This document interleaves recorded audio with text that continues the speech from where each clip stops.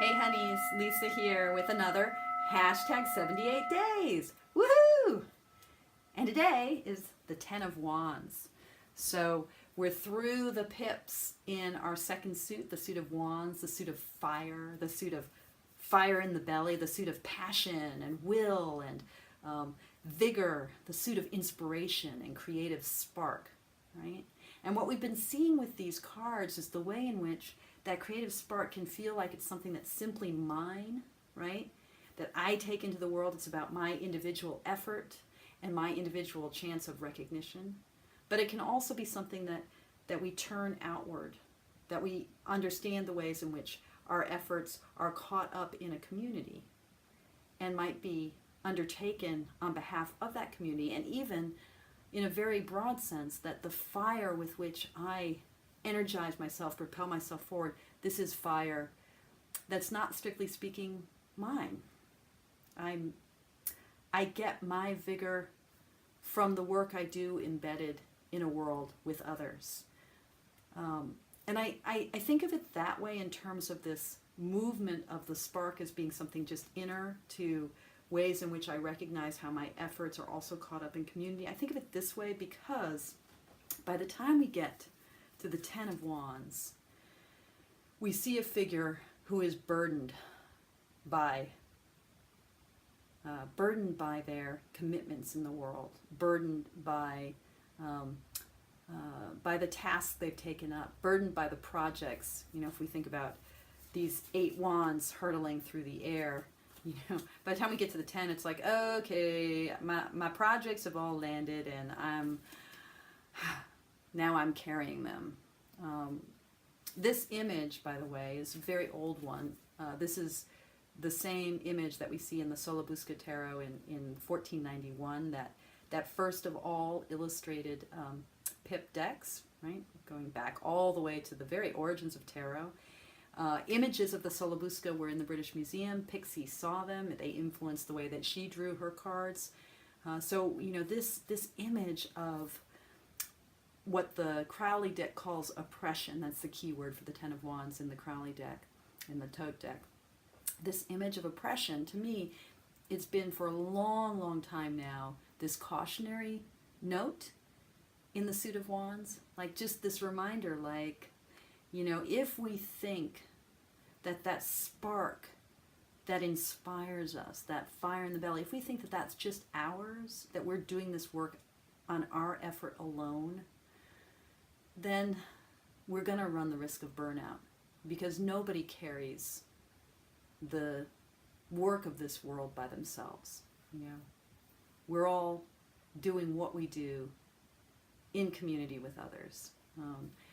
I remember I learned this lesson about 5 years ago when I was working as a medical chaplain. I was training, and I remember it was right when I was about to go. It was my internship, and I was about to go for the first time into a patient's room, and I suddenly just had this insight. It's like, shit, if this is just Lisa, like going in to meet this person with, you know, a terminal diagnosis and trying to offer words of comfort, like we're all sunk.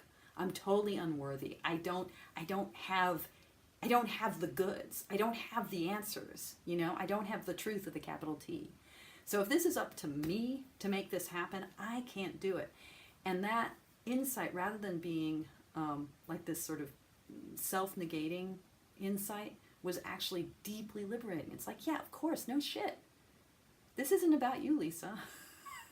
This is about you show up. You show up, you be present, and, you know, love will do the rest.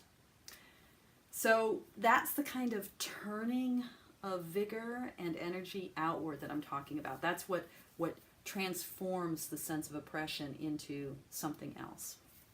And to kind of give you a picture of what I'm thinking of here, I want to look at the Ten of Wands in this super crazy, fabulous deck, the Mystical Tarot. So Juliana Costa is the artist. This is a 2017 Lo Scarabeo deck. There are a lot of reviews of it, I think, and I've talked about it before. It's a beautiful deck. It's a crazy deck. It's just surreal and uncanny. I mean, here's the Five of Swords with what? Parachutes? Whirligigs? Are those flying saucers? I don't know. Here's the gorgeous Star card. This and the Hermit are my two favorite cards in the deck. I mean, it's just beautiful. So it goes from being like wacky to just beautiful. Look at the Hermit.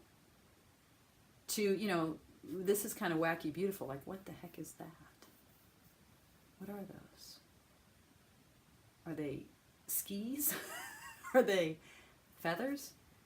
You know, it's just like, I don't know. I've looked at this card a lot. Don't know what they are.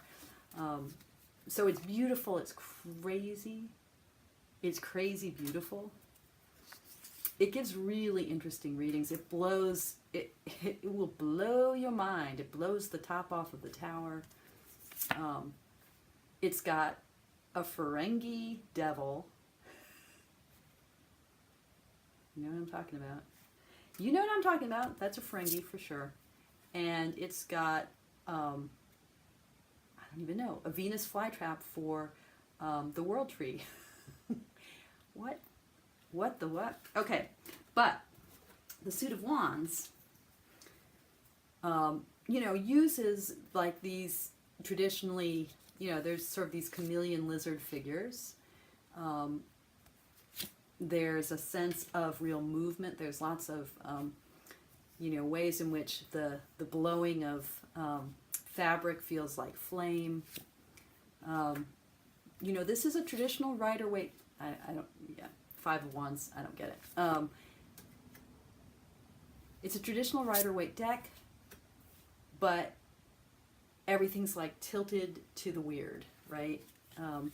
Weird, beautiful. And then just look, I love that Eight of Wands with, you know, caterpillars and butterflies. A Come Hither, Nine of Wands, you know, as valor goes. She's pretty hot. We'll look at the 10 in a second. This Page with the cat on his shoulder. And, you know, if you're going to be the Knight of Wands, there will be rainbows and falling stars, and you will be riding a dragon chameleon, of course. I love the King. What? Oh, where's the Queen? Huh. All right. Well, there's a Queen, too. And then here's the 10.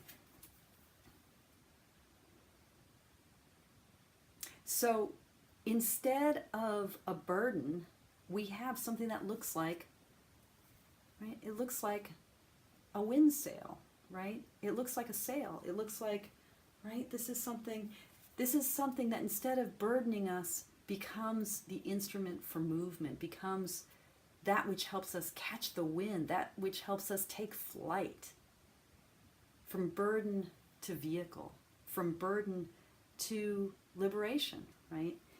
And in the Little White Book, what they say is, the mystical tarot puts traditional tarot imagery through a Byzantine filter, twists and turns it, adding layers of opulence and illusion. Experienced tarot readers are challenged to look again at cards they know well. Beginners are offered a feast for the eyes and the imagination to start their journey. But that idea of, you know, giving us the traditional and twisting it through a filter of opulence and illusion, the uncanny, making things just a little bit, right? So here we have the 10 of Wands, and instead of oppression, we see something new. We see the possibility of gathering speed, of flight, of movement, of grace, of feeling the wind at our backs, right? And feeling this movement forward. It's not on us. We don't have to carry it all. We don't have to push that burden. That burden will help us move. Okay. So, you know, how do we turn our oppression into, our sense of overwhelm into a condition of enabling possibility?